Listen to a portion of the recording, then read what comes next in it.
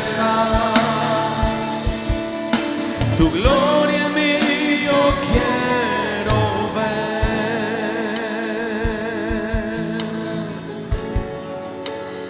Cierra tus ojos en la presencia del Señor.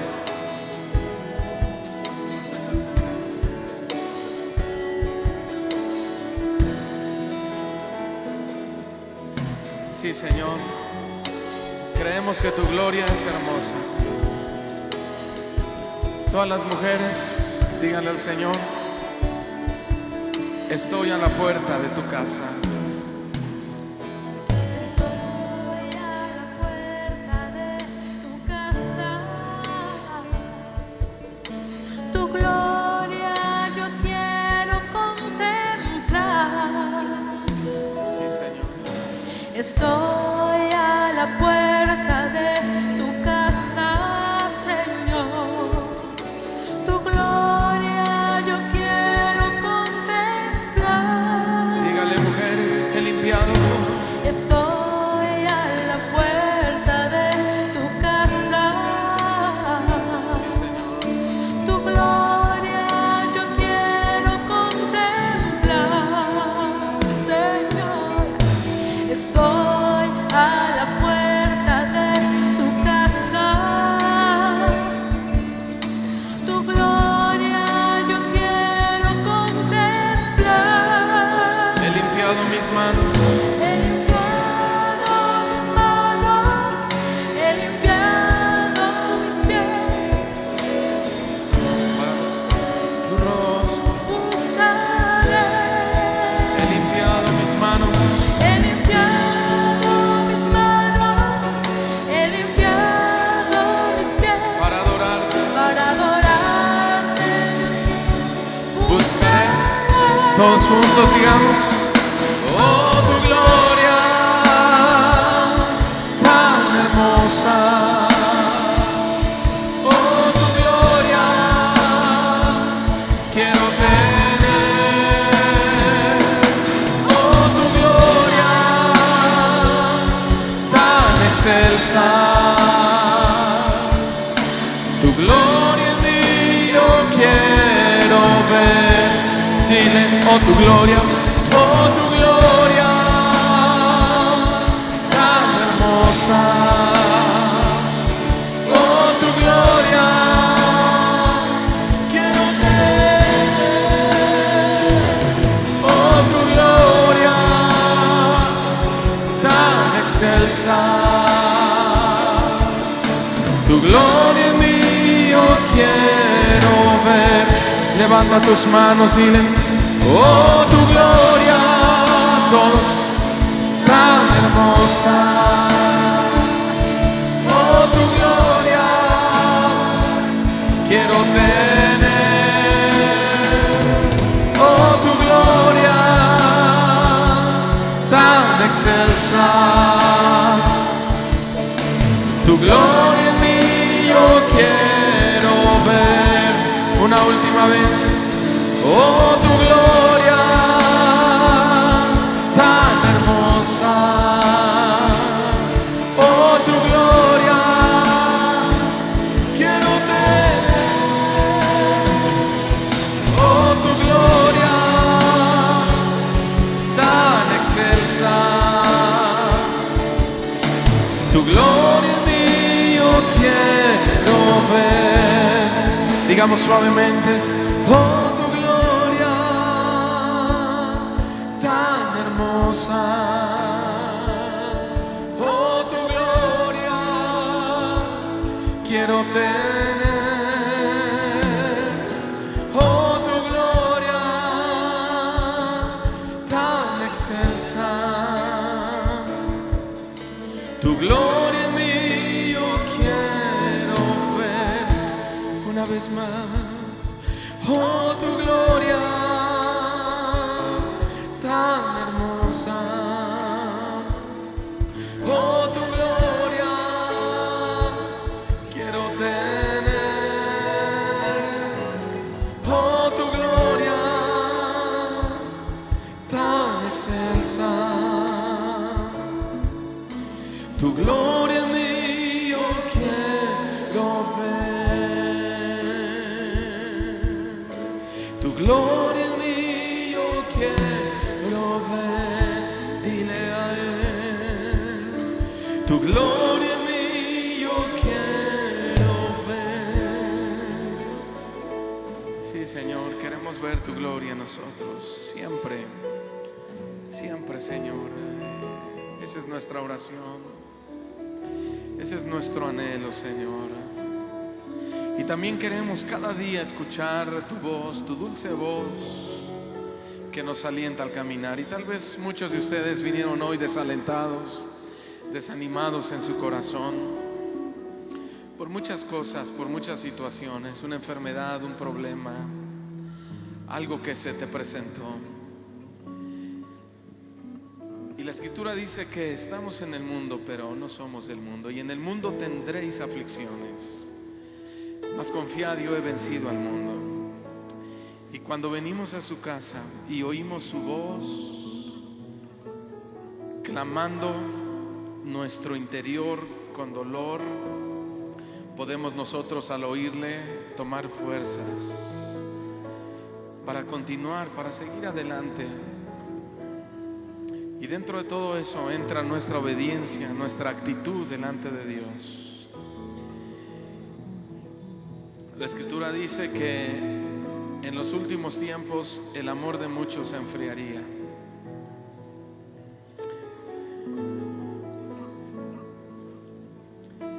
Que la consagración no existiría. Sin embargo, habemos algunos y habemos algunos que nuestro amor no cambia, que nuestra fe no cambia, nuestra fidelidad a Cristo no cambia, es constante y consistente. Y en esta mañana, Señor, queremos decirte a ti que estamos listos delante de ti, Señor, para seguir adelante en el llamado que nos has hecho. Estamos aquí para oír también tu dulce voz. Gracias, Señor. Quiero escuchar tu dulce voz que me alienta al caminar.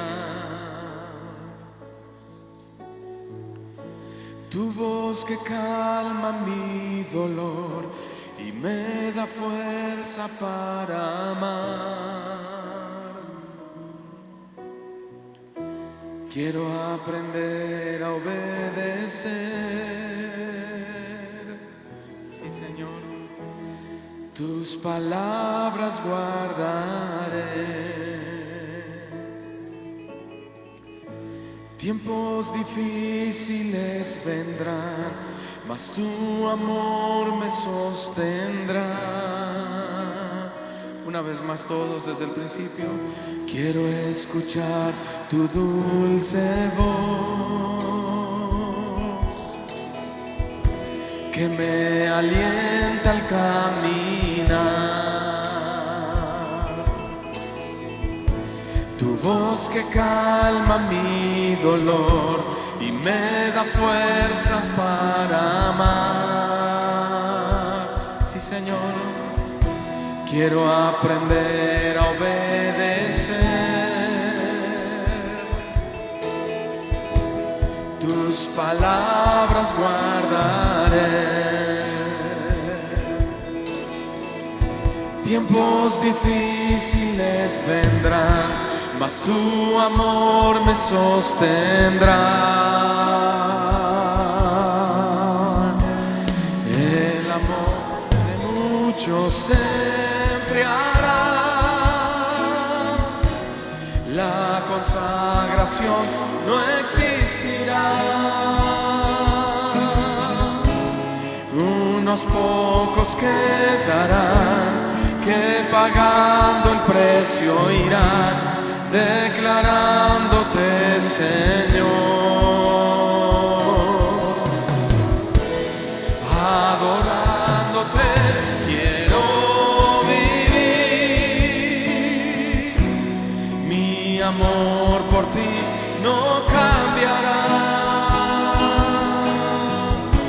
Tú eres mi seguridad, nada temeré en ti. Tú eres todo todo para mí.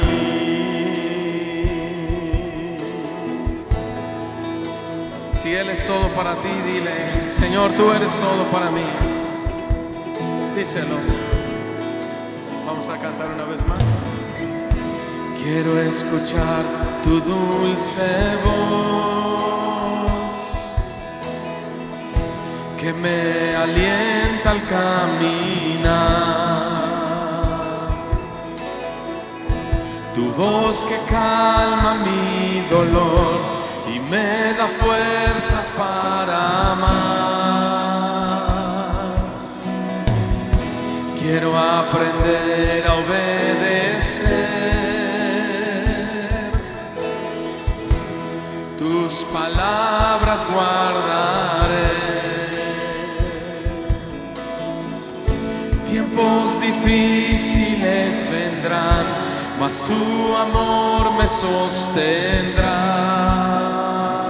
Una vez más, quiero escuchar tu dulce voz. Díselo a Él, que me alienta al caminar, tu voz que calma mi dolor y me da fuerza para amar. Quiero aprender a obedecer, quiero aprender a obedecer, tus palabras guardaré. Tiempos difíciles vendrán, mas tu amor me sostendrá. El amor de muchos se enfriará, el amor de muchos se enfriará. La creación no existirá, unos pocos quedarán que pagando el precio irán, declarándote Señor, adorándote quiero vivir. Mi amor por ti no cambiará, tú eres mi seguridad, nada temeré en ti, tú eres todo para mí. El amor de muchos se enfriará, la consagración no existirá, unos pocos quedarán que pagando el precio irán, declarándote Señor. Adorándote quiero vivir, adorándote quiero vivir. Mi amor por ti no cambiará, tú eres mi seguridad, nada temeré en ti, tú eres todo para mí. Dile: tú eres todo para mí, Señora, tú eres todo para mí. Las mujeres,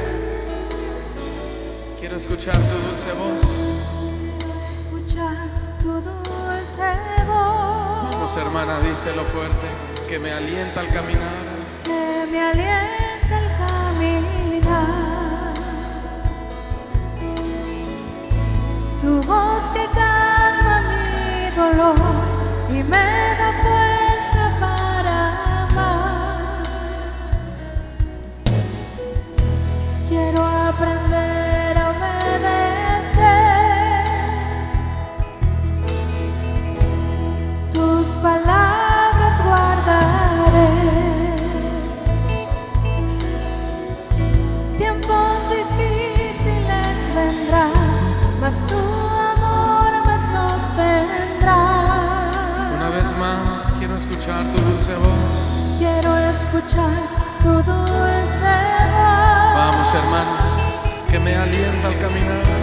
Que me alienta al caminar. Tu voz que calma mi dolor y me da fuerza para amar. Quiero aprender a obedecer. Tus palabras guardaré. Tus palabras guardaré. Tiempos difíciles vendrán.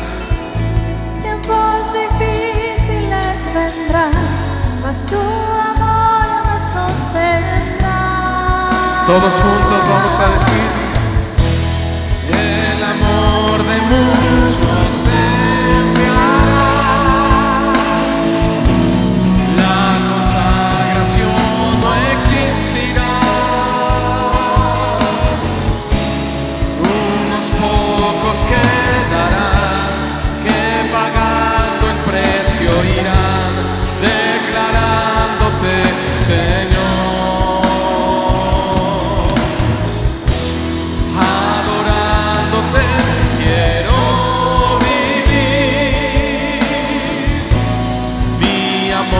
Por ti no cambiará. Tú eres mi seguridad, nada temeré en ti. Tú eres todo para mí. El amor de muchos se enfriará. La consagración no existirá.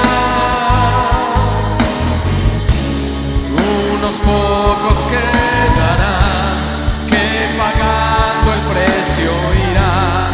Ah, sí, Señor, Señor, adorándote quiero vivir. Mi amor por ti no cambiará. Tú eres mi seguridad, nada temeré en ti. Tú eres todo para mí. Una vez más, el amor de muchos se enfriará. Dilo, la consagración no existirá. Quedarán que pagando el precio irán, declarándote Señor, adorándote quiero vivir. Mi amor por ti no cambiará. Tú eres mi seguridad, nada temeré en ti. Tú eres todo para mí. Levanta tus manos al Señor y dile: adorándote quiero vivir, Señor. Dile: mi amor por ti no cambiará nunca, Señor, nunca. Aunque venga la tribulación, aunque vengan los problemas, aunque venga la enfermedad, nunca, Señor, dejaré de declararte: mi amor por ti no cambiará. Tú eres mi seguridad y mi fe no depende de las circunstancias. Mi fe depende, Señor, de tu presencia, de la seguridad de mi salvación, de la seguridad de que eres mi Salvador, de la seguridad de que eres mi Señor y mi Rey. Vamos a decirle todos: el amor de muchos se enfriará, la consagración no existirá. Unos pocos quedarán que pagando el precio irán, declarándote Señor.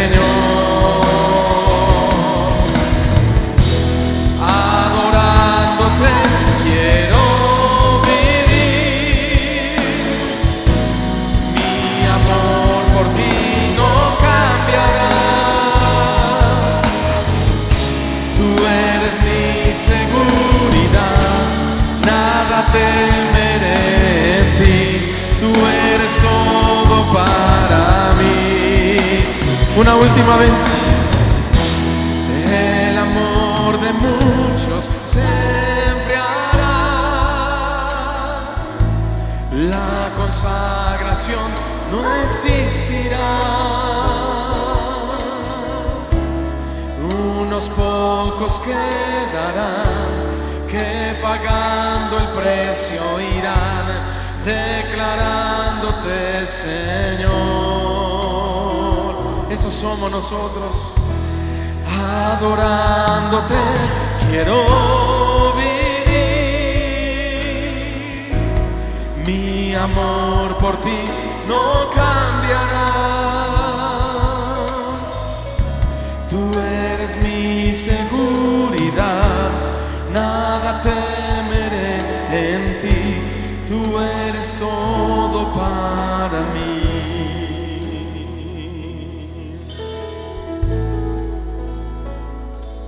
Todo para mí. Dile a él, tú eres todo para mí. Tú eres mi seguridad.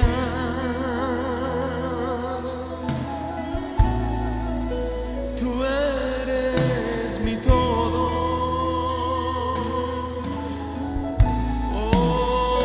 Señor, es todo para mí.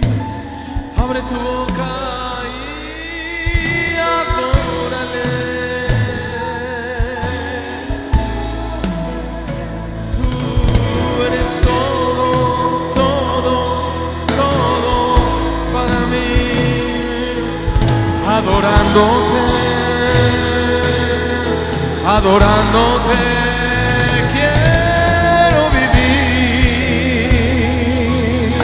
Dile al Señor,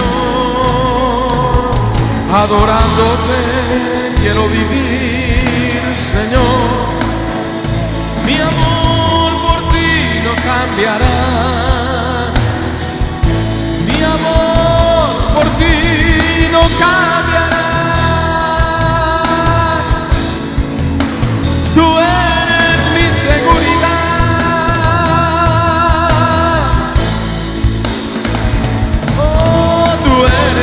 Todo para mí, Señor. Y aunque el amor de muchos se enfriará y la consagración no existirá, unos pocos quedarán que pagando el precio irán, declarándote Señor, adorándote quiero vivir. Oh Señor, aleluya, mi amor no cambiará, Señor, aleluya, aleluya. Levanta tus manos, todos, levanta tus manos. Dile adorándote quiero vivir, Señor. Adorándote, tú eres todo para mí. Todos, todos, sigan, sigan, sigan adorando.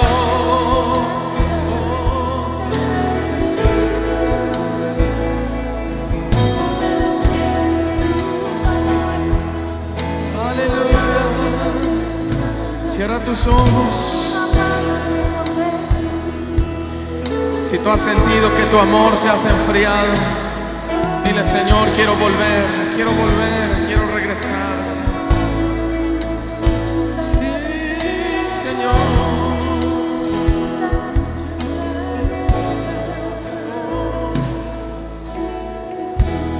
El amor de muchos se enfriará, la consagración no existirá. Unos pocos quedarán que pagando el precio irán, declarándote Señor.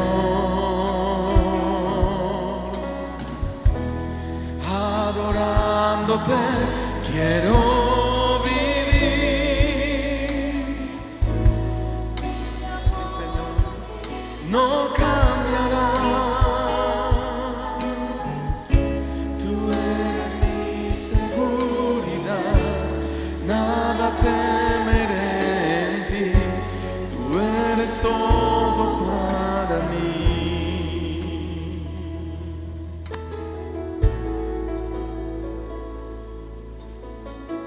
Gracias, Señor. Tú eres el Cordero de Dios, en el cual estamos firmes. A ti que quitaste el pecado del mundo, Señor.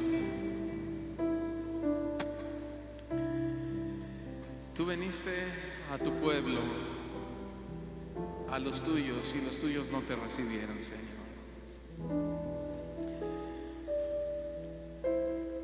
Jerusalén, Jerusalén, que matas a tus profetas, apedreas a tus profetas y matas a los que te son enviados. ¿Cuántas veces te quise juntar como la gallina junta sus polluelos, mas no quisiste? Pero nosotros, Señor, estamos aquí reconociéndote como el Cordero de Dios que quita el pecado del mundo. Y a los que te recibimos, nos diste el derecho, el privilegio, la oportunidad y por lo tanto el derecho de llegar a ser hechos hijos de Dios. Gloria te doy, Señor, a ti, Cordero de Dios. Cordero de Dios, que quitas el pecado del mundo, gloria te doy, gloria te doy.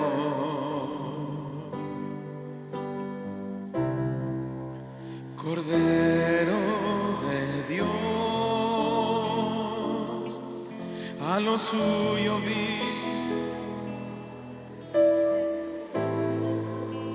Gloria te doy, gloria te doy. Una vez más todos, Cordero de Dios, Cordero de Dios, que quitas el pecado del mundo. Gloria te doy, gloria te doy. Una vez más, Cordero de Dios, Cordero de Dios,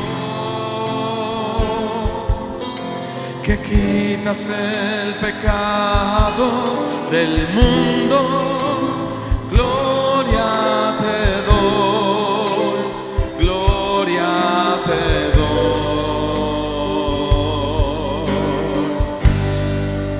Cordero de Dios, a lo suyo vino y no le recibieron, mas a los que en su nombre le creyeron, les dio potestad de ser hijos de Dios.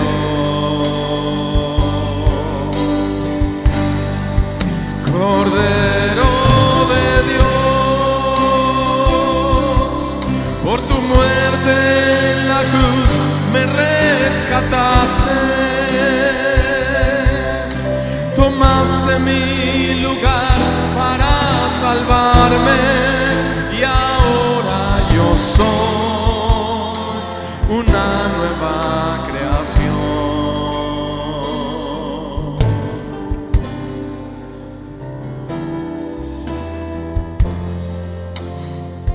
Somos una nueva creación, Señor, en Cristo Jesús.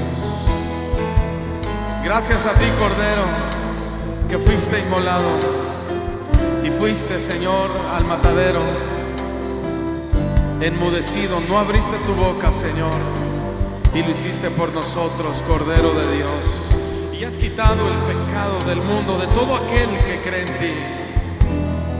Por eso te damos gloria y honor. Vamos a decirle una vez más, cantemos al Cordero de Dios. Cordero de Dios, que quitas el pecado del mundo, gloria te doy, gloria te doy. Cordero de Dios, que quitas el pecado del mundo, gloria te doy, gloria te doy. Vamos, levanta tus manos conmigo y dile: Cordero de Dios, a lo suyo vino y no le recibieron, mas a los que en su nombre le creyeron, les dio potestad de ser hijos de Dios. Cordero de Dios, Cordero de Dios, por tu muerte en la cruz me rescataste. Tomaste mi lugar para salvarme y ahora yo soy una nueva creación. Una vez más y le adoramos. Cordero de Dios, a lo suyo vino y no le recibieron, mas a los que en su nombre le creyeron, les dio potestad de ser hijos de Dios. A ti, Cordero, Cordero de Dios, por tu muerte en la cruz me rescataste. Tomaste mi lugar para salvarme y ahora yo soy una nueva creación. Vamos a adorar al Cordero de Dios. Abre tus labios, tu boca, al Cordero que fue inmolado desde antes de la fundación del mundo. A Él adoramos, a Él alabamos. Nos dio potestad de ser hechos hijos de Dios. A ti, Cordero, por tu muerte en la cruz, ahí fuimos rescatados. Ahí tomaste tu lugar, ahí tomaste mi lugar, ahí nos salvaste y ahora somos una nueva creación. Vamos a decirle todos, cantemos al Cordero. Cordero de Dios, a lo suyo vino y no le recibieron, mas a los que en su nombre le creyeron, les dio potestad de ser hijos de Dios. Cordero de Dios, en la cruz me rescataste. Tomaste mi lugar para salvarme y ahora yo soy una nueva creación. Una última vez y terminamos. Dile: Cordero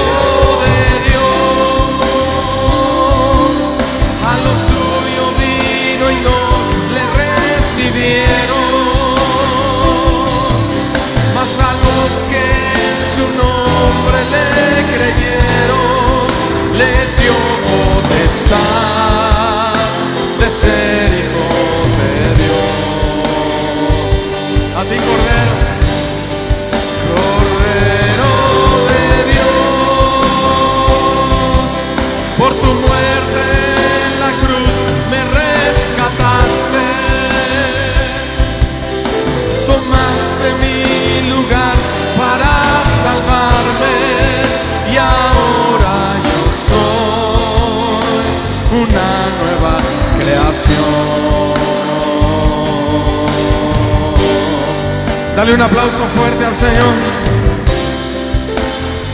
al Cordero de Dios.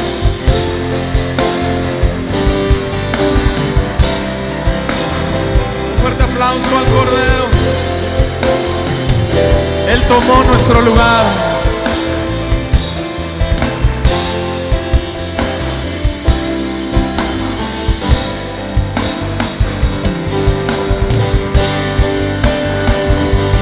A ti, Cordero de Dios.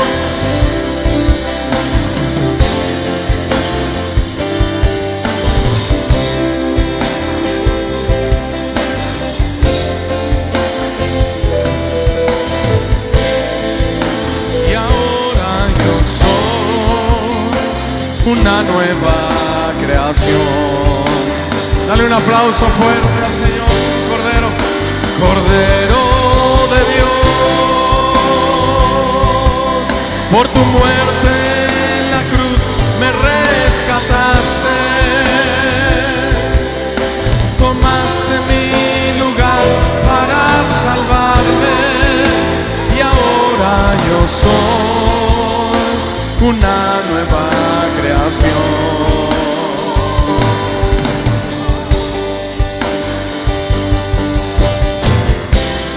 Gracias, Señor.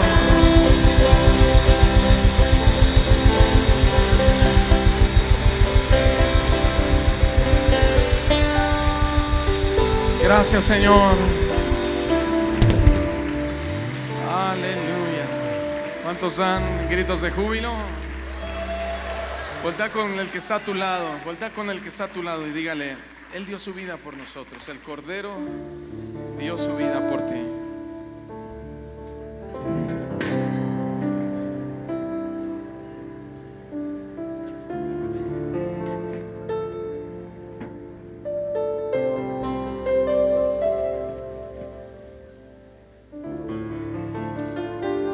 Tenemos un Dios poderoso, un Dios que nunca nos va a dejar, y que pueden pasar muchas cosas a nuestro alrededor y nos podemos sentir angustiados, temerosos por las situaciones que hay a nuestro alrededor, pero el Señor siempre nos va a tener en su mano. Siempre va a estar con nosotros. Él nunca nos va a dejar. Y hay ocasiones en las que Él nos permite estar en esa aflicción y no encontrar ninguna salida, para solamente hacer esto y verlo a Él. Y eso es de lo que habla David en el Salmo 18.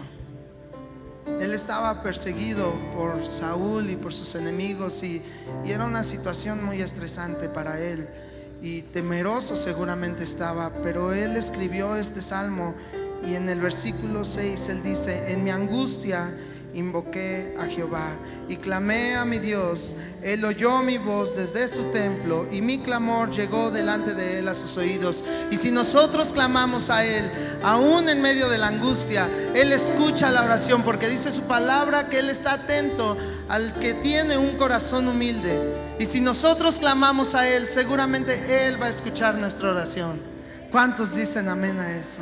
¿Cuántos pueden dar una ofrenda de palmas al Señor por eso? Porque tú, Señor, has escuchado nuestras oraciones. En ti esperamos, en ti confiamos, Padre. Aleluya. ¡Viva el Rey!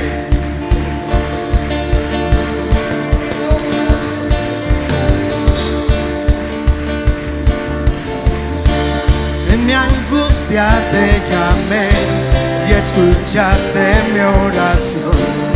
Me alumbraste con tu luz en medio de la oscuridad. Como Él no hay nadie. Como tú no hay otro Dios, a tu nombre cantaré.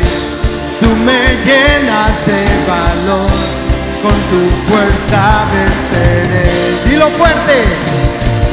Eres mi roca y mi salvación.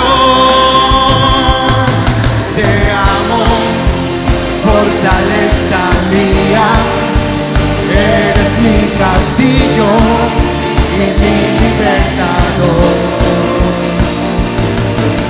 mío, tú eres mi escudo, mi alto refugio, en ti yo confiaré. Te amo, fortaleza mía, eres mi castillo y mi libertador. Dios mío, tú eres mi escudo, mi alto refugio, en ti yo confiaré. ¿Cuántos tienen un Dios poderoso?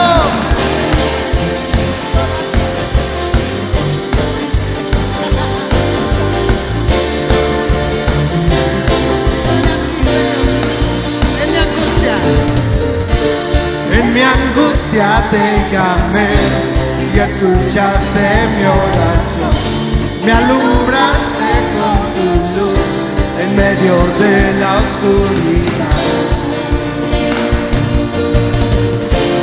Como tú no hay otro Dios, a tu nombre cantaré.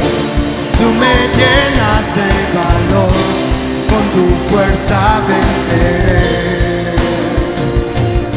Eres mi roca y mi salvación. Te amo, fortaleza mía. Eres mi castillo y mi libertador. Dios mío, tú eres mi escudo, mi alto refugio, en ti yo confiaré.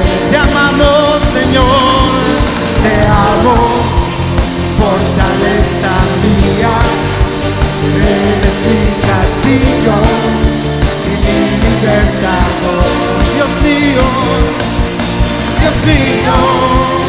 tú eres mi escudo, mi alto refugio, en ti yo confío. Dilo con todas tus fuerzas a Él, decláralo. Te amo, fortaleza mía, eres mi castillo y mi libertador. Dios mío, tú eres mi escudo, mi alto refugio, en ti. Todo el pueblo a una voz diciendo: te amo, fortaleza mía, eres mi castillo y mi libertador. Tú eres, Dios mío, mi alto escudo, mi alto refugio, en ti yo confiaré. Fortaleza mía, eres mi castillo y mi libertador. Dios mío, tú eres mi escudo, mi alto refugio, en ti yo confiaré. ¿Cuántos confían en el Señor? En ti, Señor, y en nadie más.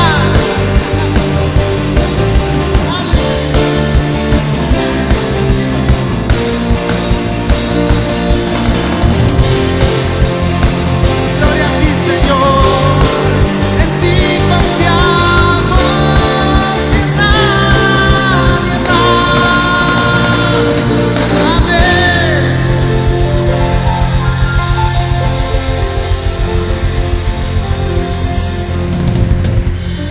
Amén. Aclamamos el nombre de nuestro Dios con alegría, con gozo y júbilo en nuestro corazón. Amén.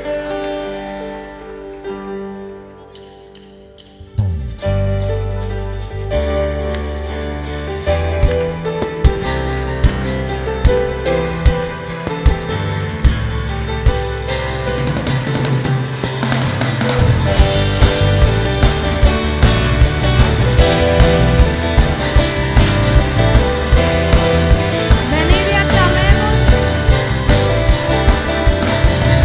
Venid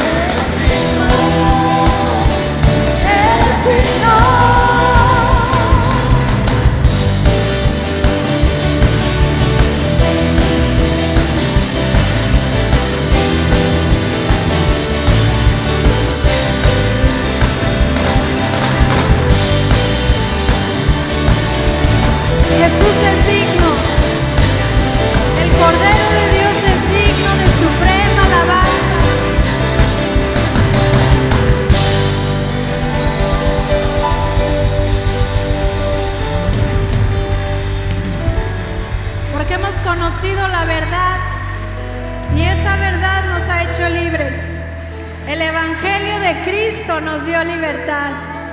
Gracias, Señor.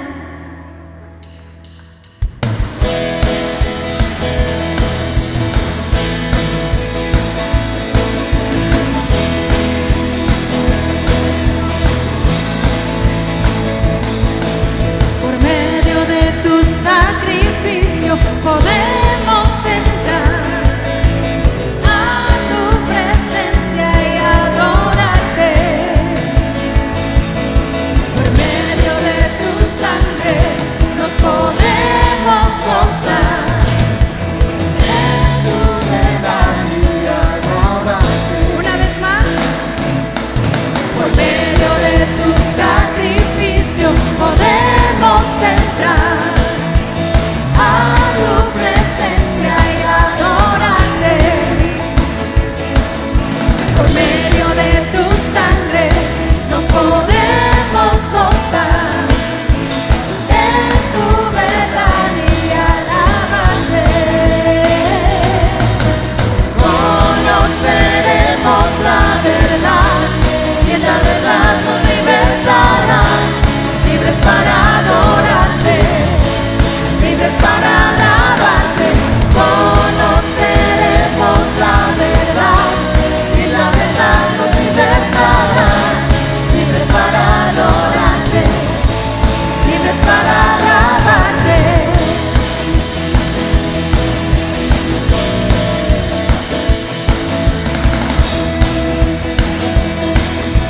Una vez más. Por medio de tu sacrificio podemos entrar a tu presencia y adorarte.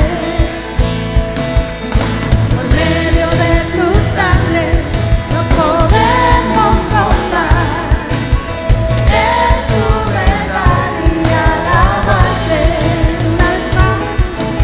Por medio de tu sacrificio podemos entrar a tu presencia y adorarte. Por medio de tu sangre nos podemos gozar en tu verdad y alabarte. Conoceremos la verdad y la verdad nos libertará. Libres para adorarte, libres para alabarte. Conoceremos la verdad y la verdad nos libertará. Libres para adorarte, libres para alabarte. Conoceremos la verdad. El poder de su evangelio la verdad nos libertará. Nos dio libertad. Libres para adorarte, libres para alabarte. Conoceremos la verdad y la verdad nos libertará. Libres para adorarte, libres para alabarte. Conoceremos la verdad y la verdad nos libertará. Libres para adorarte, libres para alabarte. Conoceremos la verdad y la verdad nos libertará. Libres para adorarte, libres para alabarte.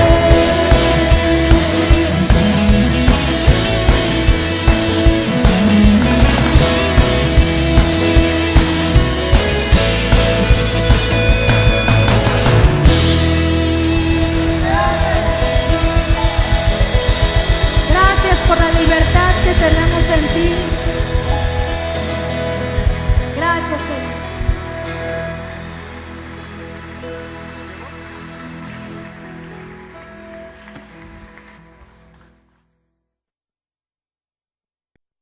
El darte un poco de lo mucho que tú nos has dado, Señor.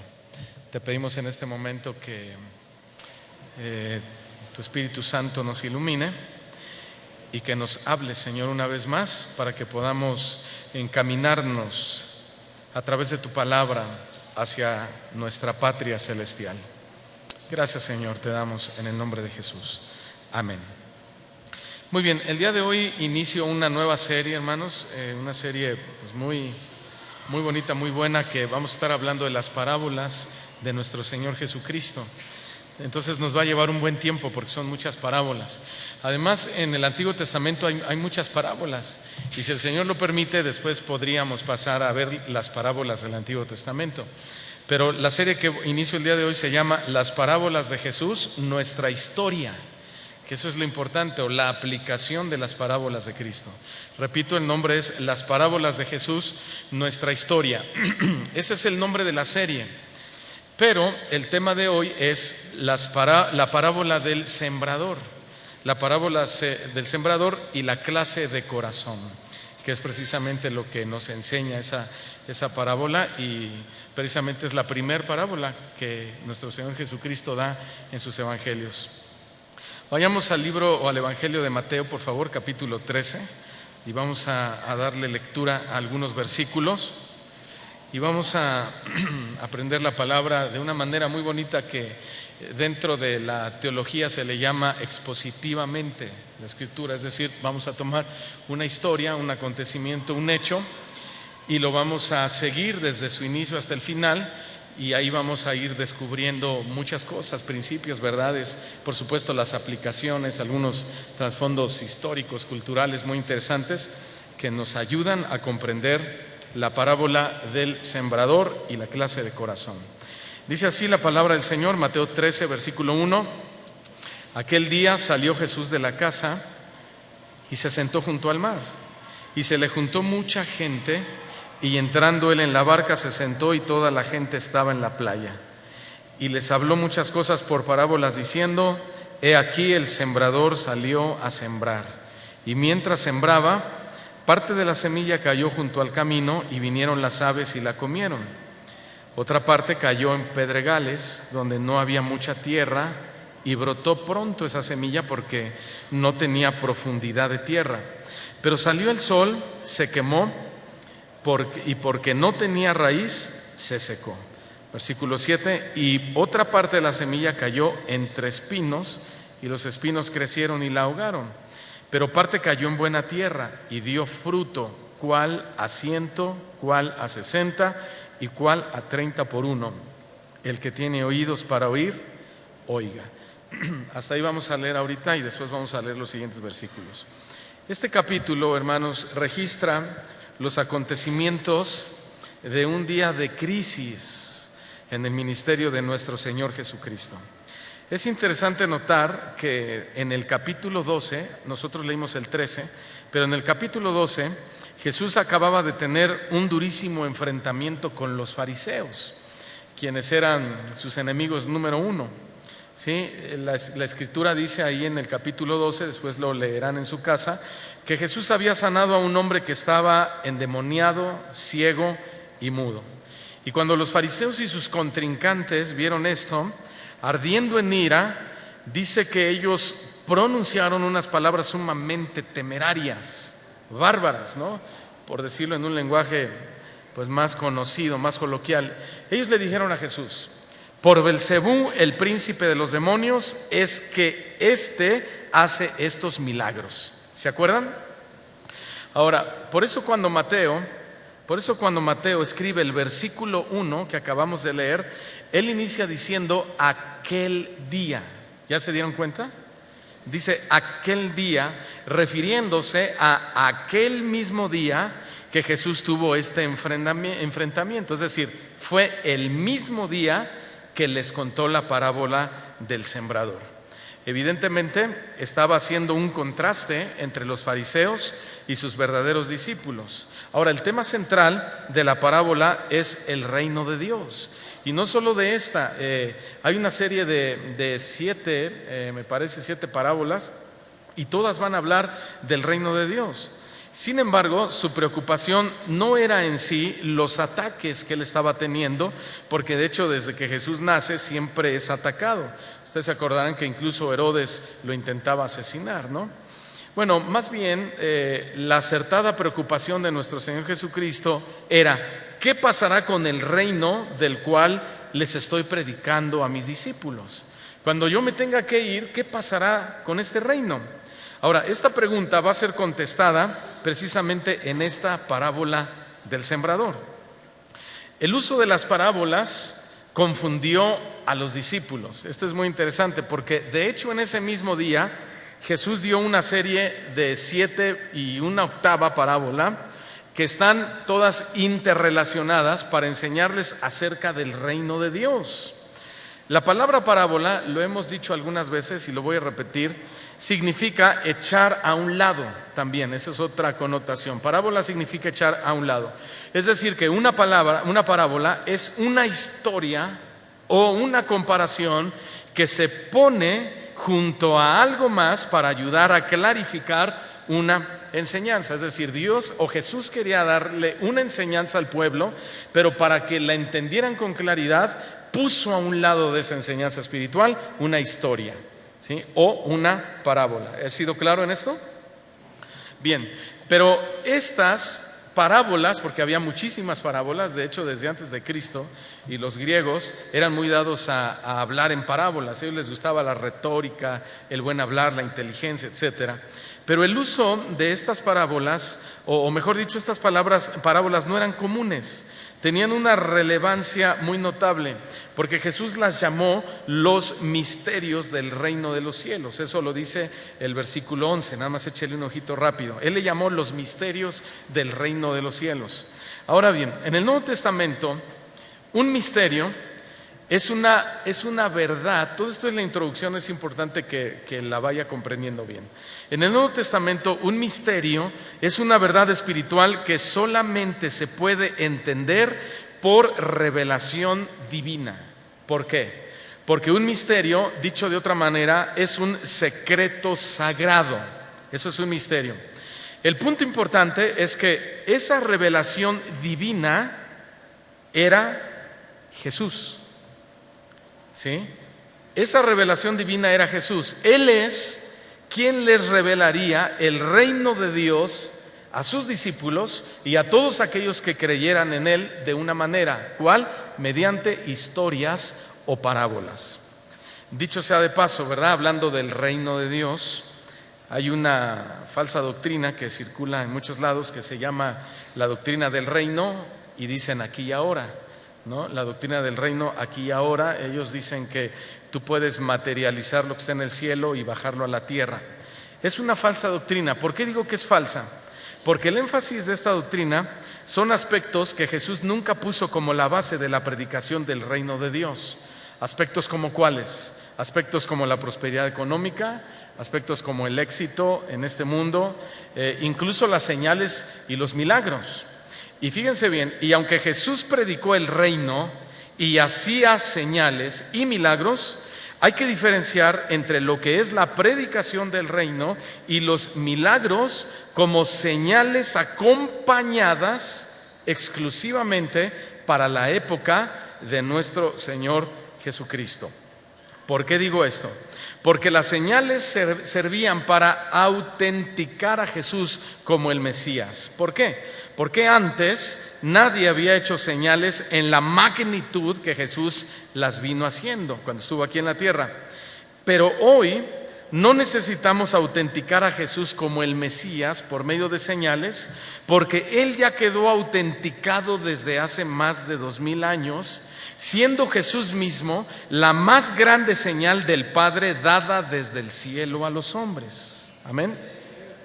Ahora, la pregunta es, ¿entonces sigue habiendo señales y milagros hoy en día?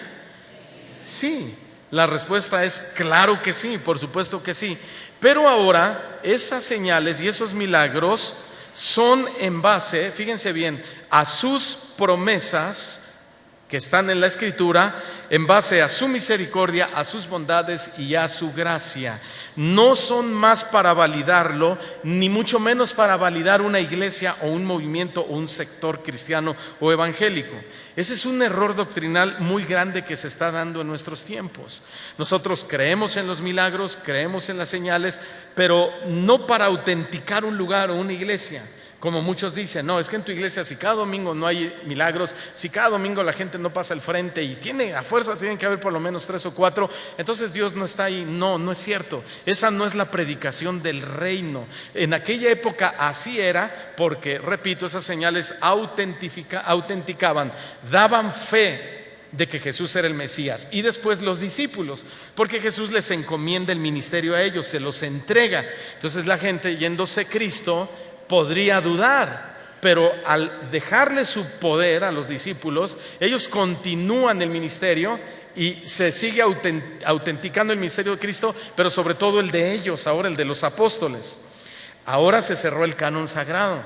En ese entonces estaba abierto el canon sagrado, por eso seguía sucediendo eso, para que todo quedara escrito y registrado para nuestra fe, para nuestro ejemplo, para el testimonio, etc. Hoy se cerró el canon sagrado de Génesis a Apocalipsis, nada más. Sin embargo, siguen sucediendo milagros y señales, sí, pero ahora en base a las promesas que quedaron ahí, ya no para autenticar a Jesús ni a algún lugar. ¿Sí fui claro en eso también, hermanos? Bueno, ahora, ¿por qué Jesús enseñó en parábolas? ¿Para confundir a la gente? Porque estaban confundidos. No, más bien el Señor enseñó en parábolas porque Él trataba de inquietar el interés de las personas y despertar su curiosidad.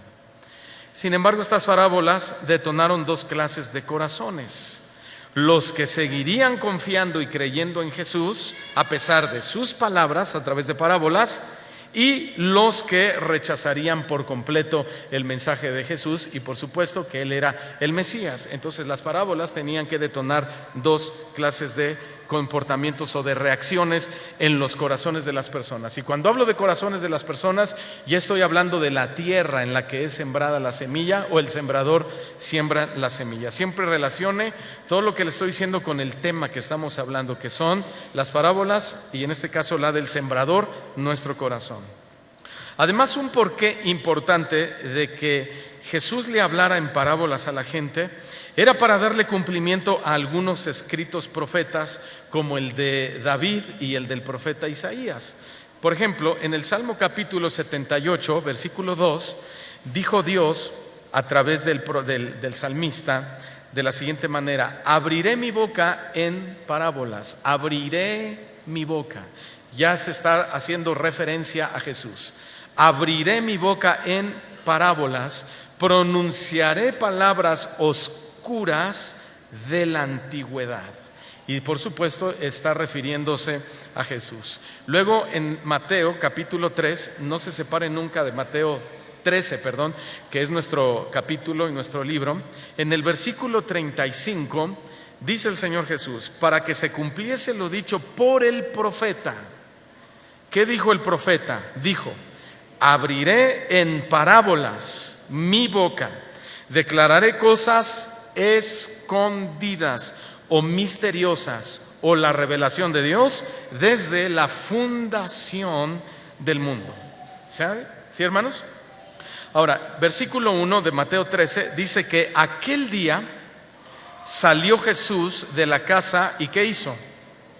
Se sentó junto al mar. Ahí nos vamos a ir quedando. Entonces va a poner un separador siempre en Mateo 13. Aquel día salió Jesús de la casa y se sentó junto al mar. Como dije al principio, los capítulos anteriores nos muestran que el ministerio público de Cristo estaba ya muy avanzado y era el tiempo cuando sus enemigos hacían abiertas manifestaciones contra él. Por esta causa, muchas veces se apartaba con sus discípulos a algún lugar donde pudiera estar tranquilo hasta volver nuevamente a sus actividades y continuar predicando el evangelio. Mateo inicia su relato con la frase aquel día. ¿Ya lo vieron? Aquel día. Y como ya lo dije, está hablando de aquel mismo día que Jesús había tenido varios incidentes con los escribas y fariseos. Lo dije al principio, es el mismo día que les enseñó la parábola del sembrador. En fin, aquel día, o fuese cual fuese, dice que el Señor salió de la casa. ¿De cuál casa salió? Bueno, la Biblia no lo dice, pero según cómo se va dando la historia, cómo se van dando los acontecimientos, se deduce que tal vez fue de la casa del apóstol Pedro, en Capernaum. Ahí Jesús estaba enseñando. Dice esta historia que había tanta gente que ni su madre y sus hermanos pudieron entrar. Por eso dice que salió de la casa y se sentó junto al mar. Es interesante apreciar el contexto cultural del hecho de que Jesús se sentó, porque él pudo haber estado de pie, pero Mateo dice que él se sentó junto al mar, ¿sí? Ahora les voy a mencionar rápidamente algo interesante del contexto cultural. Habitualmente era una costumbre que la gente se sentara en el suelo, era una costumbre. Por ejemplo, los niños se sentaban para jugar, los ciegos se sentaban al borde del camino, como Bartimeo, que dice la escritura que Bartimeo estaba sentado en el camino. Algunos otros se sentaban para pensar mientras esperaban algún acontecimiento. ¿Saben quiénes hacían eso? Los fariseos. Cada que escuchaban a Jesús sus enseñanzas, se sentaban para sorprenderle en algo y así acusarlo ante el concilio, sentaditos. También las multitudes se sentaban en el suelo para oír los mensajes de Jesús, como fue el caso cuando multiplicó los panes y los peces, ¿se acuerdan? Pero en esta parábola, quien se sentó al borde del mar fue Jesús. Y ustedes ahorita están sentados, menos yo. Y ustedes ahorita están sentados. Y eso es lo que debemos hacer cuando nos sentamos en la silla de la iglesia. Lo que ellos hacían, ¿qué? Escuchar lo que Dios quiere hablarnos. Entonces, no sentarnos para criticar, no sentarnos por cumplir solamente, no sentarnos, hermanos, por obligación, porque me dijeron que tenía que venir, sino para atender la voluntad de Dios para nosotros. El versículo 2 dice que se le juntó mucha gente y entrando él en la barca se sentó y toda la gente estaba en la playa. Ahora, es evidentemente que la gente seguía a Cristo y nosotros lo vemos en toda su historia, en todo su ministerio. ¿Por qué? Porque su ministerio era atractivo y atrayente al mismo tiempo, ¿sí? ¿Por qué? Los milagros, las sanidades, las enseñanzas y por supuesto también las confrontaciones que Jesús le hacía a los fariseos atraían a las multitudes. ¿Qué estoy diciendo? Que por eso en esta escena las personas volvieron a ir una vez más a donde estaba Jesús, que en esta ocasión se hallaba sentado junto al mar. Hoy en nuestros días sucede exactamente lo mismo, ¿no? Porque muchos siguen a Jesús, como los de su época, por lo mismo. Unos lo siguen por sus milagros, otros lo siguen por pedirle algo a Dios, otros le siguen por sus enseñanzas. Lo que estoy diciendo es que toda clase de gente, con toda clase de motivaciones, se le sigue acercando a Jesús. Eso es una realidad. Nunca debemos dar por hecho que todos los que estamos hoy aquí somos verdaderos cristianos. Hay de todo, hay un poquito de todo, ¿sí? Ahora bien, y es importante mencionar esto para apreciar bien los efectos consecuentes que produjo la parábola del sembrador en el corazón de las personas. Porque por eso es que en unos no produjo y en otros sí produjo. Porque unos iban con las motivaciones correctas y otros iban a Jesús con las motivaciones incorrectas. Mateo dice que se le juntó ¿cuánta gente? Mucha.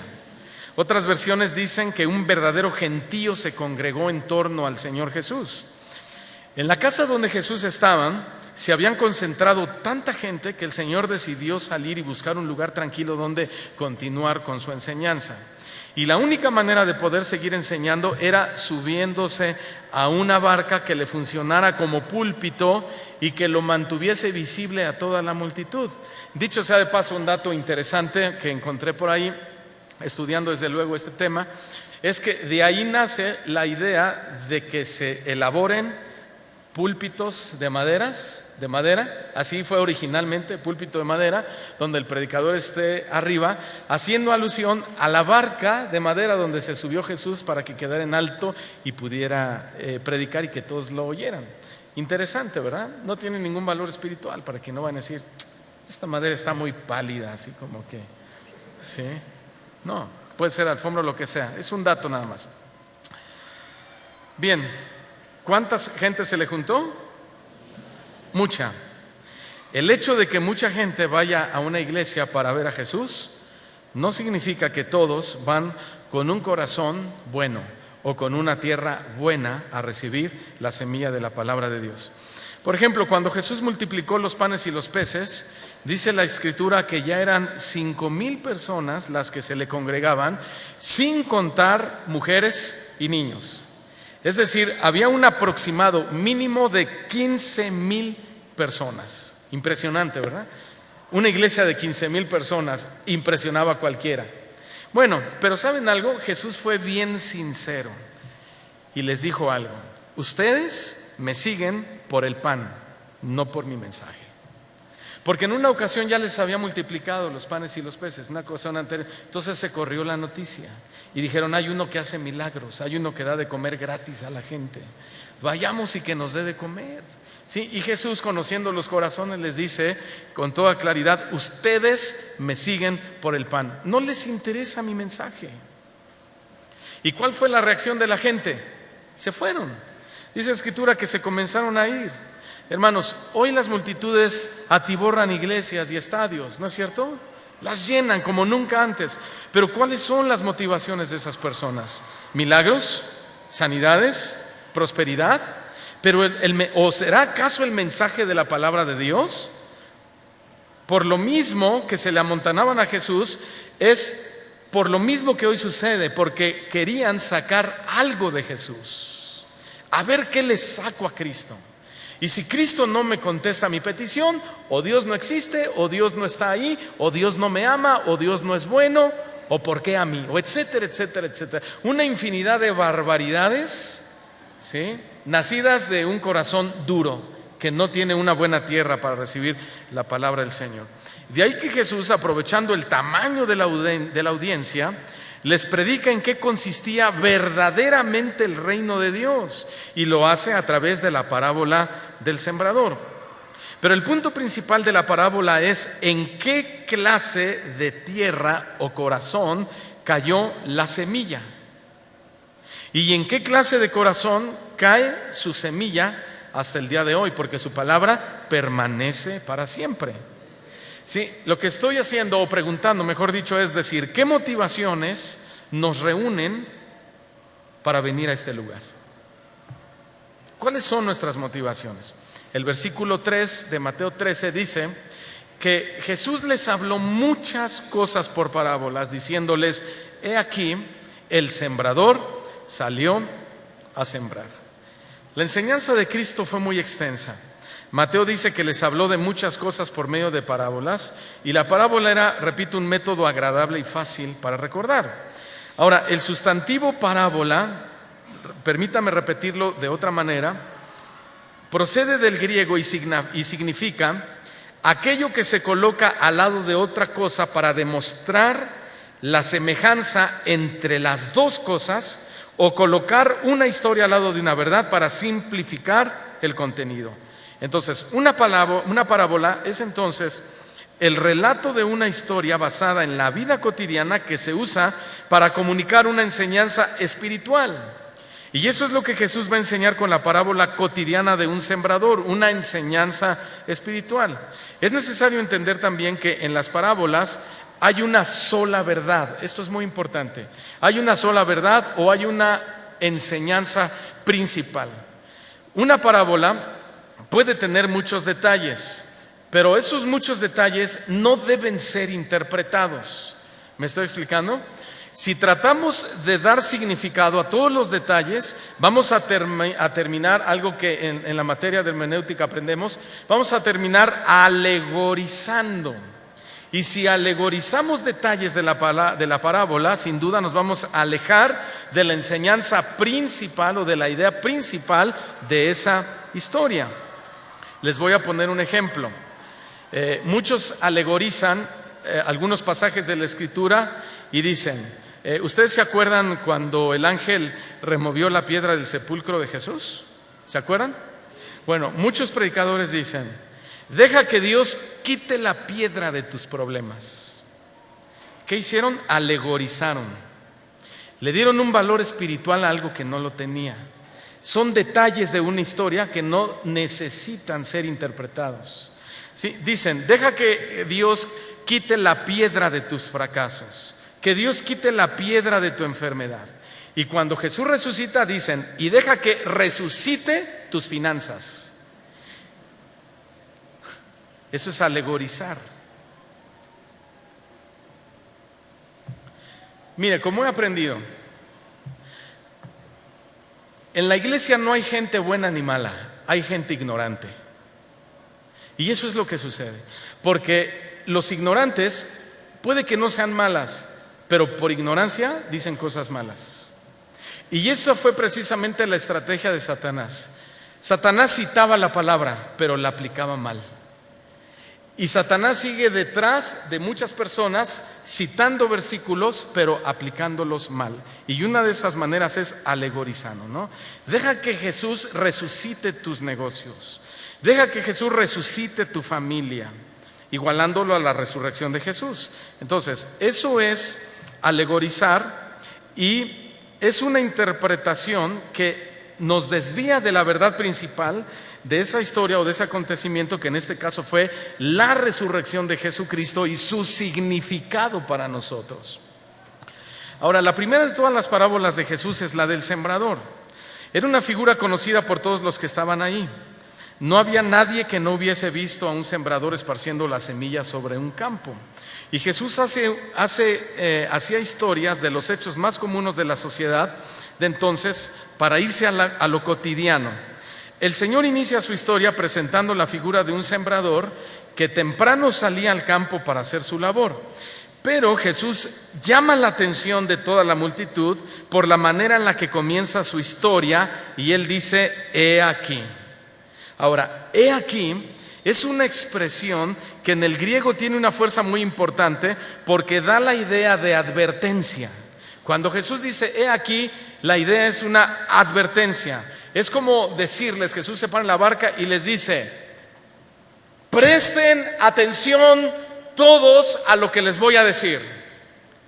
Mirad, estad atentos. Entonces, cuando Él dice, he aquí, estén atentos, de inmediato captura la atención de las multitudes que están ahí, y lo primero que dice es, el sembrador salió a sembrar. Pero ya había captado la atención. ¿Vamos bien hasta aquí?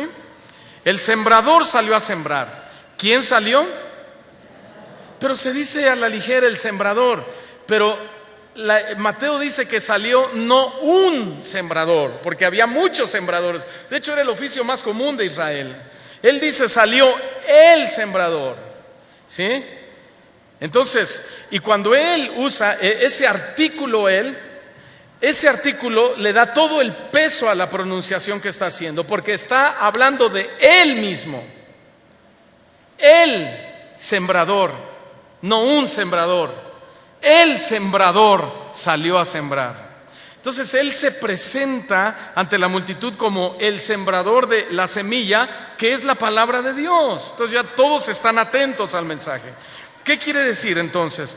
Que Jesús, cuando Él dice, he aquí, el sembrador sale a sembrar y se manifiesta Él como el sembrador, les está diciendo que Él vino de parte de Dios a sembrar la semilla de la palabra de su Padre en los corazones de todos ellos. Pero Él dice, he aquí, en tono de advertencia, porque está diciendo que no todos van a recibir esa semilla, no todos van a recibir esa palabra.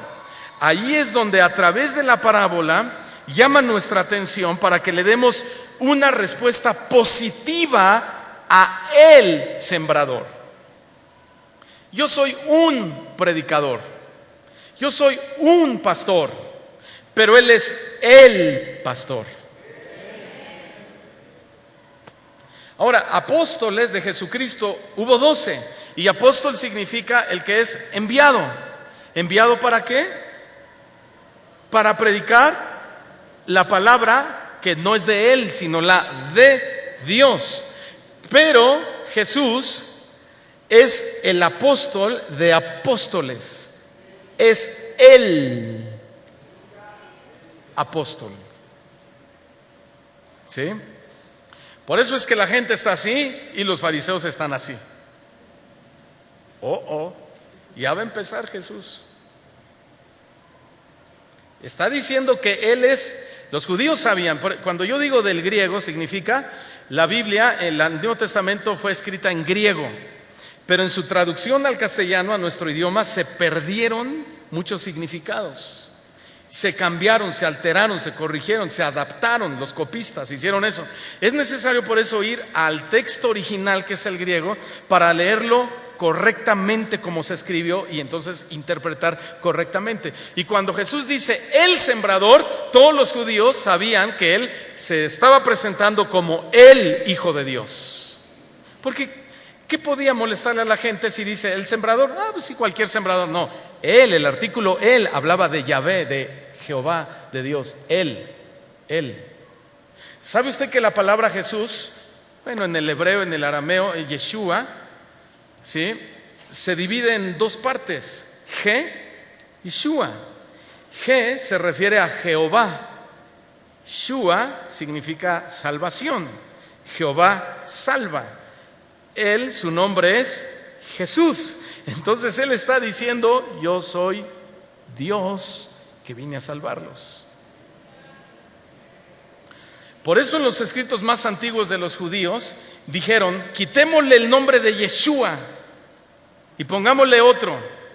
Y fue erradicado el nombre de Yeshua por lo que significa realmente.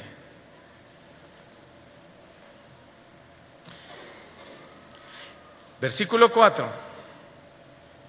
Y mientras sembraba, parte de la semilla, cayó junto al camino, y vinieron las aves y la comieron. La siembra de la semilla, hermanos, tenía varias consecuencias. Y una de ellas era que al tomarla desde la bolsa, el bolso, el saco que usaban los sembradores, tomaban la mano, tomaban puños de semillas y la esparcían, ¿sí?, con su mano. Pero si estaba cerca un camino, algunos granos a fuerza caían sobre la calzada o caían junto al camino o en el camino. Ahora, esa semilla no germinaba, dice ahí, porque las aves generalmente nos enseña la historia que eran palomas silvestres, merodeaban las tierras recién sembradas y se abalanzaban sobre la semilla. A veces eran parvadas de esas palomas y devoraban esa semilla que caía en el camino y no dejaban nada, ni un rastro, ¿no? Entonces, pero esa palabra no alcanzaba a germinar. Por lo mismo, todos digan germinar. La palabra de Dios debe germinar. ¿En dónde? En nuestros corazones. Pero Satanás siempre tiene a sus palomas silvestres, que son merodeadores, que están volando sobre nuestra fe, tratando de devorar esa semilla de la palabra de Dios. Llámense afanes por las riquezas, llámense envidia, pleitos, divisiones, adulterio, fornicaciones, obras de la carne, etcétera, etcétera, etcétera. A eso se refirió precisamente el apóstol Pedro, cuando escribió, solo anótelo, 1 de Pedro 5:8, cuando escribió: sean sobrios y velen, porque vuestro adversario el diablo, como león rugiente, anda alrededor, merodeando, buscando a quien devorar.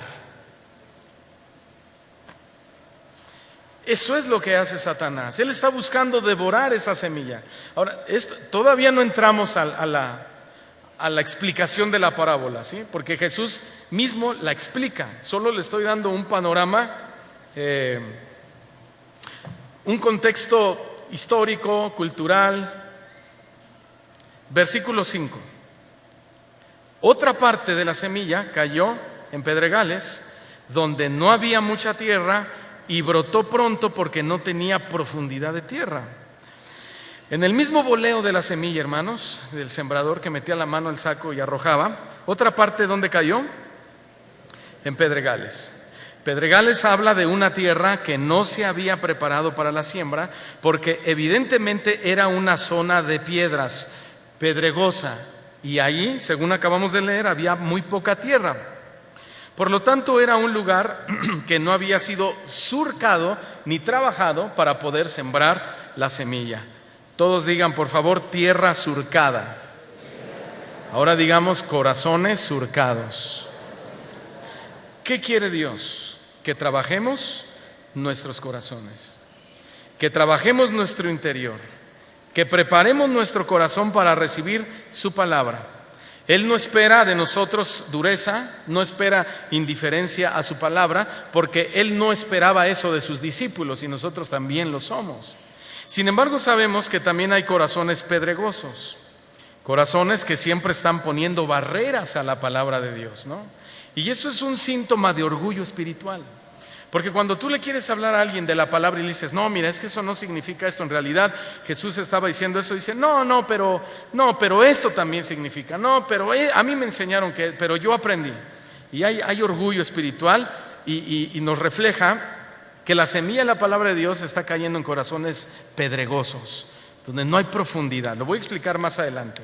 Mateo explica que esas semillas que cayeron en los pedregales se activaron rápidamente por el calor del sol y comenzaron a brotar muy pronto.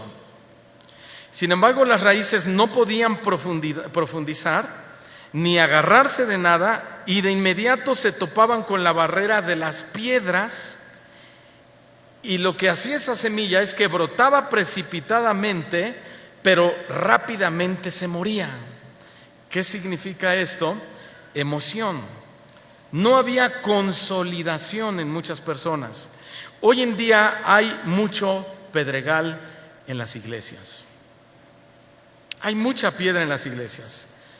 ¿Qué es eso, pastor? Mucha emoción. Hoy en día hay mucho brinco, mucho grito, pero muy poco cristiano sólido en la palabra de Dios. ¿Por qué? Porque la falta de solidez se debe precisamente a que se afianzan más de las cosas que hoy se están dando como modas dentro del cristianismo, que agarrarse o echar raíces en la roca que es Cristo. En otras palabras, lo que estoy diciendo es que el cristianismo de muchos es paja, y la paja va a ser quemada. Por eso el versículo 6 dice, pero salido el sol, se quemó. Se quemó, empezó a salir bien la ramita, pero rápidamente sale y rápidamente se quema, y porque no tenía raíz, se secó. Así de simple. ¿Alguien que no entienda esto? Todos lo estaban entendiendo en ese momento. La consecuencia de haber brotado pronto es que el sol aún estaba fuerte y calentaba intensamente. Entonces, la hierba de la semilla necesitaba absorber nutrientes y humedad, pero las raíces no pudieron profundizar en el terreno pedregoso. Por eso esa semilla se quemó, o se quemó rápidamente. La causa, la acabamos de leer, es que no tenía raíz. Es decir, se quedó por encimita nada más. Aquí ya estamos hablando de superficialidades. En la explicación de la parábola, más adelante, veremos que Jesús está hablando de cristianos superficiales, precisamente. ¿Habrá cristianos superficiales? Sí. ¿Habrá cristianos que no profundizan en el conocimiento de Dios? ¿Y cuál es la consecuencia? Que se hacen presa fácil del mundo, porque nunca echan raíces firmes en Dios, y por eso se secan rápidamente. Oye, ¿qué pasó? Yo te había visto en la iglesia. Oh, no, sí, pero en la iglesia todos son unos hipócritas. ¿Y? Él no es hipócrita. Jesús no es hipócrita. No, es que a mí no me saludó el líder y yo me dolí en mi corazón y me sentí. Se secaron rápidamente, porque cuando vinieron a Jesús no vinieron con la motivación correcta, y cuando vinieron las pruebas, los momentos difíciles donde se va a demostrar de quién estamos agarrados, no aguantaron, porque sus raíces no estaban en Cristo, estaban la iglesia, en el hermano, en la hermanita, en a ver si me ayudan, a ver si... Ahí estaban sus intenciones, y se secan rápido esos hermanos. Y a esos hermanos les gusta echarle la culpa a todo mundo. El versículo 7 dice que otra parte cayó entre espinos, y los espinos crecieron. ¿Y qué hicieron? La ahogaron. En este relato el Señor llama la atención de todos los que lo están oyendo sobre otra parte de la semilla. En algún lugar de la finca, bien preparada o bien surcada, habían también matorrales de espinos, así que era imposible evitar que algunas semillas lanzadas al aire cayeran ahí. Un escritor más o menos lo explica así, dice: tú vas a tu terreno y empiezas a limpiar todo tu terreno de toda cosa que esté estorbando para la siembra, y dentro de tu terreno vas a encontrarte matorrales, pero tú los quitas, los podas, los arrancas y dejas pura tierra. Pero hay matorrales que aunque los podaste, quedan sus raíces ahí. Entonces cuando tú empiezas a aventar tu semilla, va a caer donde estaba el matorral, pero como la raíz del matorral permanece, cuando vengan las lluvias y el tiempo, el matorral crece, y cuando crece, ahoga la semilla que cayó precisamente ahí. Ahora bien, era imposible evitar entonces que algunas semillas lanzadas al aire cayeran ahí.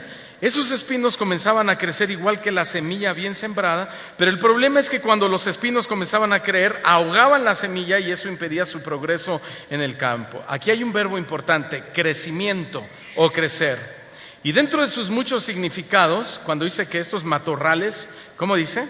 Dice, parte cayó entre espinos. ¿Y los espinos qué? Crecieron los espinos. Ahora bien, dentro de sus muchos significados hay uno muy interesante que es resurgir. Los espinos crecieron, o los espinos ¿qué? Resurgieron. Ahora, ¿resurge qué? ¿Qué resurge? Lo tenemos que pasar al plano de la interpretación. Más adelante vamos a ver que los espinos, Jesús da la interpretación, dice que son los afanes del mundo que ahogan nuestra fe en Dios o en las cosas de Dios. Los afanes del mundo. Así que el hecho de que los espinos crecieron, o mejor dicho, ¿qué? Resurgieron, nos muestra algo muy importante: que cuando el mundo, o mejor dicho, que el mundo puede llegar a resurgir en los corazones de muchos cristianos. Tremendo, ¿verdad? Puede llegar a resurgir. O sea, entonces, cuando el mundo resurge en los corazones de los cristianos, ¿qué sucede? Según lo que acabamos de leer, ahoga nuestra fe. Eso es lo que dijo el sembrador: ahoga nuestra fe. Noten que no es la palabra la que no hace efecto, ¿sí? Porque la Biblia dice que su palabra es viva y es eficaz, es eficiente. Más bien es nuestro amor hacia las cosas del mundo lo que hace que el mundo resurja y ahogue el progreso que había alcanzado su palabra en nuestros corazones. ¿Qué debemos hacer entonces? Leamos Gálatas capítulo 5, versículo 24. Cuando nos damos cuenta que el mundo resurge, que estamos bien, que le estamos echando ganas, que estamos animados en las cosas de Dios, pero resurge el mundo y dicen, ay, como que otra vez la copita me está llamando la atención, el cigarrito me está llamando la atención, las trancitas me están diciendo, ven, te quiero hacer rico, ¿verdad? ¿Qué hay que hacer? Gálatas 5:24 dice Pablo: pero los que son de Cristo han crucificado la carne con sus pasiones y sus deseos. Eso debemos hacer cuando nos damos cuenta que el mundo está resurgiendo en nuestro corazón. ¿Qué? Crucificar la carne con nuestras pasiones y nuestros deseos. Bueno, pastor, dígame qué significa crucificar mi carne con mis deseos y mis pasiones. Significa algo muy simple: no dejarnos llevar por nuestra carne. Eso es crucificar la carne. No tienes que ir físicamente, literalmente a crucificarte, a sajar tu cuerpo. Nada de eso. Simplemente es no dejarte llevar por los impulsos de tu carne. Has sacrificado tu carne con Cristo. Entonces Pablo está hablando de cuando él dice, pero los que son de Cristo, eso me habla de una identificación con Cristo. ¿Cuántos se identifican con Cristo hoy? Amén. Entonces Pablo está diciendo o hablando de una identificación con Cristo en su muerte. Y esa identificación que hoy tenemos con Él resulta en algo, ¿en qué? En la ruptura del poder de nuestra naturaleza pecaminosa sobre nuestra vida. O sea, crucificar nuestra carne significa que ahora fíjense bien, crucificar nuestra carne, esto es muy importante, significa que ahora, los que son de Cristo ahora, ya podemos dominar sobre nuestras áreas pecaminosas que antes nos era imposible hacerlo porque el mundo era nuestro amo y Señor. Pero hoy nosotros podemos dominar, y eso es crucificar la carne, para que el mundo no resurja en nuestras vidas. ¿Quiénes? Los que son de Cristo, dijo el apóstol Pablo. Los nacidos de nuevo. Dile al que está a tu lado, sí puedes dominar. Ya no le digas no te hagas porque se puede enojar. Pero sí podemos dominar. Ay, pastor, no puedo, óreme.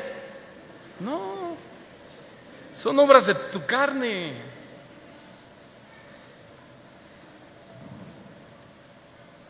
Tú puedes dominar si es que la semilla de la palabra cayó en tu corazón. Pero los que no se han dejado que la semilla de la palabra se siembre y germine, los afanes de este mundo, los espinos, los pedregales, no permiten o no estás permitiendo que crezcas para salvación. Versículo 8. Pero parte cayó en buena tierra. ¿Y qué hizo? Dio fruto. ¿Y qué clase de fruto? ¿Cuál? A 100, 60 y 30 por 1. Ahora escuchen bien, esta parábola del sembrador tiene como propósito llevarnos a considerar principalmente la semilla que cayó en el terreno bueno o apropiado para su crecimiento. Por eso Mateo usa mi intención no es como confundirlos, pero sí quiero mencionarlo. Cuando hablo de verbos, de adverbios, etcétera, es para decirles de qué manera está escrito y lo que significa. Y cuando Mateo habla de esto, él usa una conjunción de contraste. Una conjunción es una palabra que une un pensamiento con otro, ¿sí? O sea, no podemos interpretar un texto a simple vista. Tenemos que, cuando hay un y, cuando hay un pero, cuando hay un como, son conjunciones que nos unen con lo que pasó atrás o está por pasar adelante.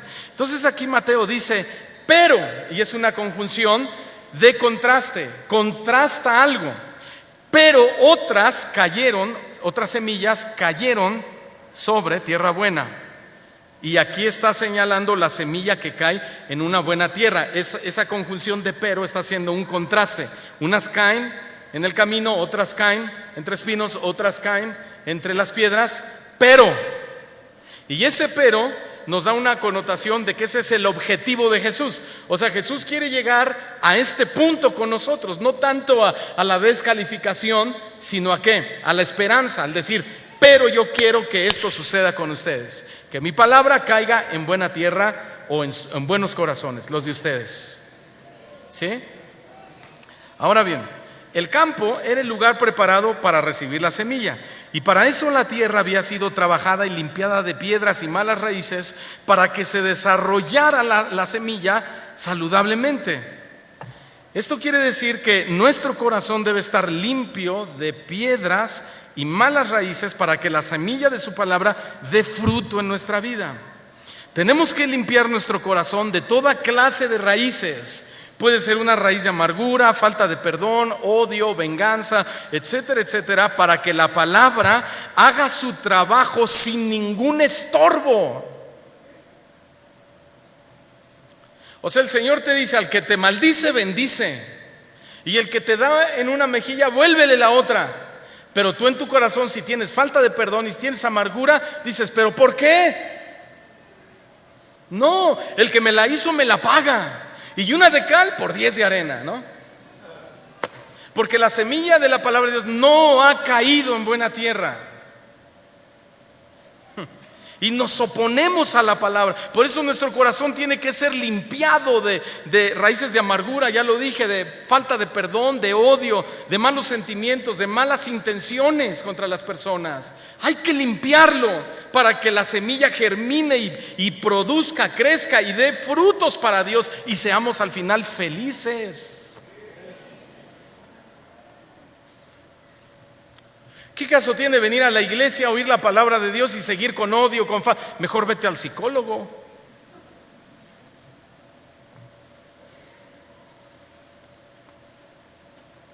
Además, las aves tampoco podían comer esa semilla porque el sembrador siempre estaba ahí cuidando diligentemente su campo y sus semillas. Y algo que dice la parábola es que toda la semilla que caía en esa buena tierra, ¿qué le pasaba? Daba fruto.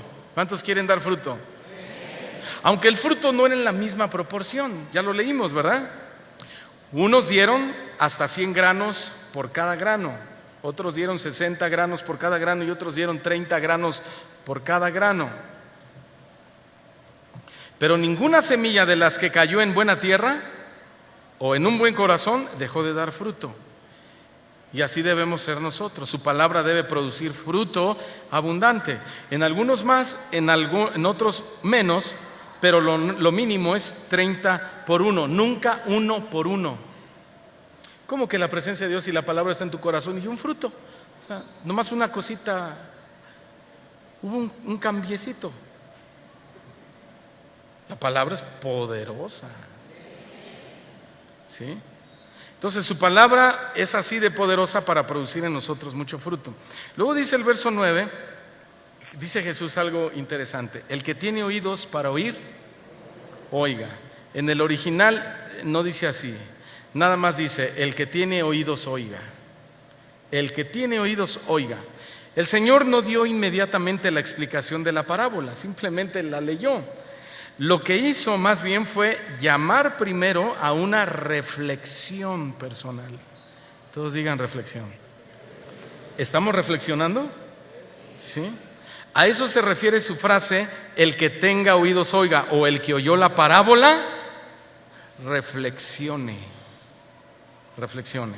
Cristo no solo demandaba atención a sus palabras, sino una evidente reflexión de cada una de sus palabras.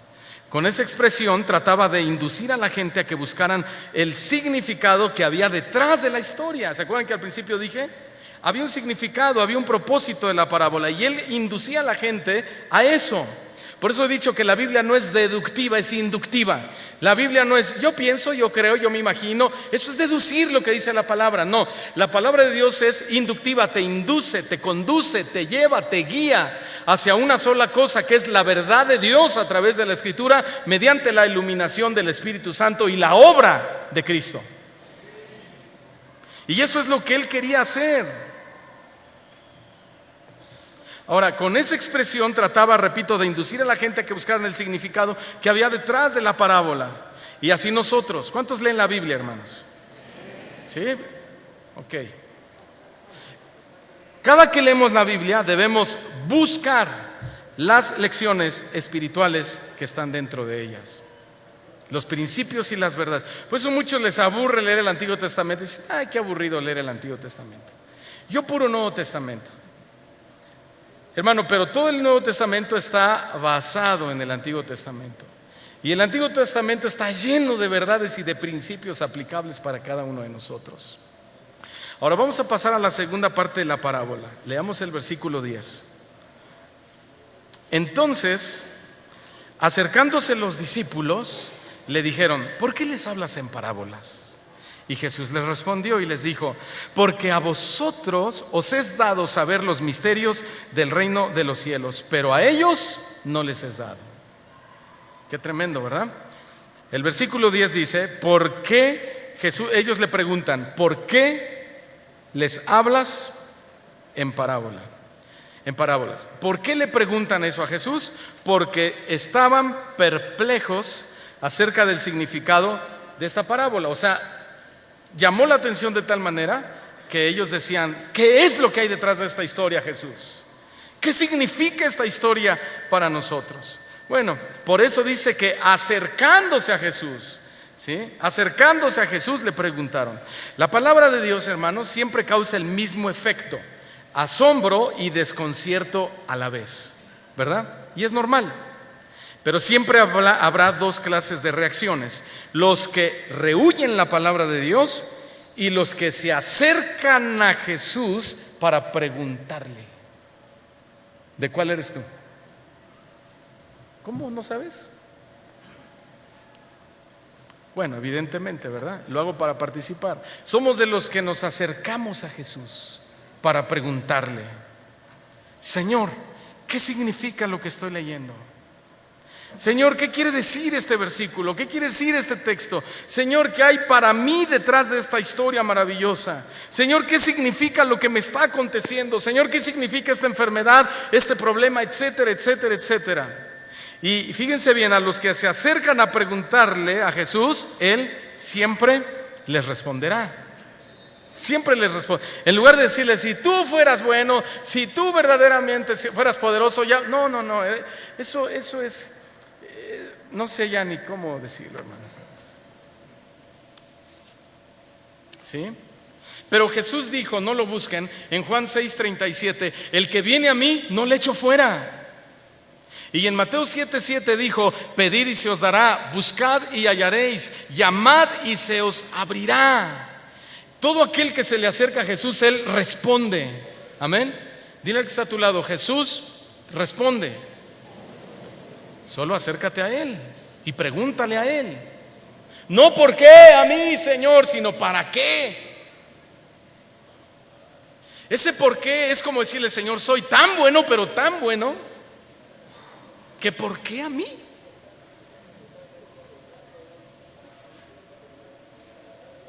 ¿Se imagina a Jesús en la cruz? ¿Por qué a mí? O a Job diciéndole: ¿por qué a mí? De ninguna manera.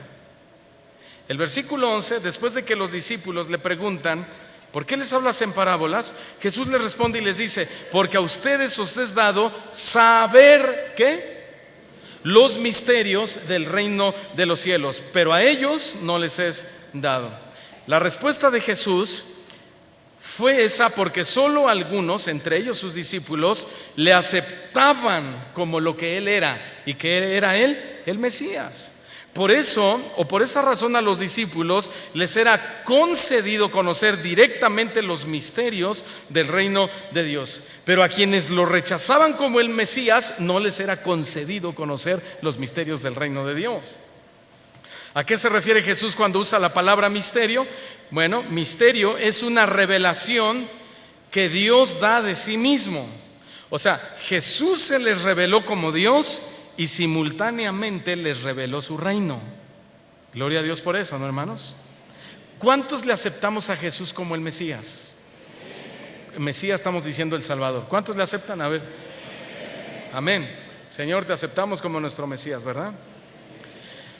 Entonces, si ese es un corazón, una buena tierra, y somos genuinos, somos sinceros, a nosotros también nos es concedido conocer en qué consiste el reino de Dios.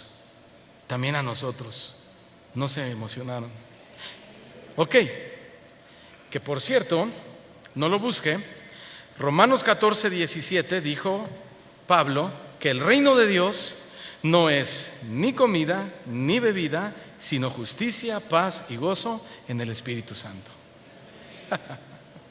A nosotros nos es revelado lo que es el reino de Dios.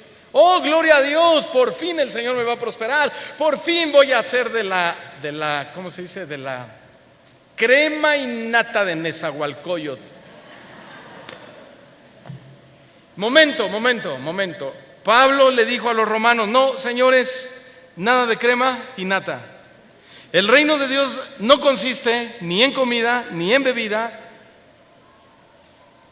sino en justicia, paz y gozo en el Espíritu Santo. O sea, no es dinero, ni comer en lugares lujosos, ni vivir con todas las comodidades, ni tener riquezas por todos lados. Claramente está diciendo que el reino de Dios es la vida piadosa manifestada en todas las direcciones. Eso es vivir realmente el reino de Dios. Y Jesús lo dijo. Ahora Él dijo, ¿se acuerdan ustedes que muchas veces lo querían hacer rey a Jesús? ¿Se acuerdan o no? ¿Y qué hizo? Huía, se escapaba entre ellos. No se dejaba ser rey.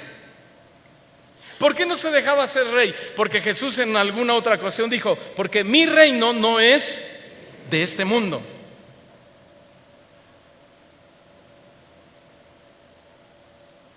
Entonces hay que ligar todo eso. Ahora, vayamos hasta el versículo 18 al 23 y fíjense que Jesús mismo interpreta su propia historia o su propia parábola. Es asombrosa la manera como lo hace, ¿verdad? Dicho sea de paso, este es uno de los ejemplos más claros de la regla de oro de la hermenéutica. La Biblia, ¿qué? Se interpreta a sí misma. ¿Qué quiere decir que se interpreta a sí misma? Quiere decir que no necesitamos nuevas revelaciones, sueños impresionantes ni nada por el estilo para entender algún versículo bíblico. Simplemente debemos dejar que la Biblia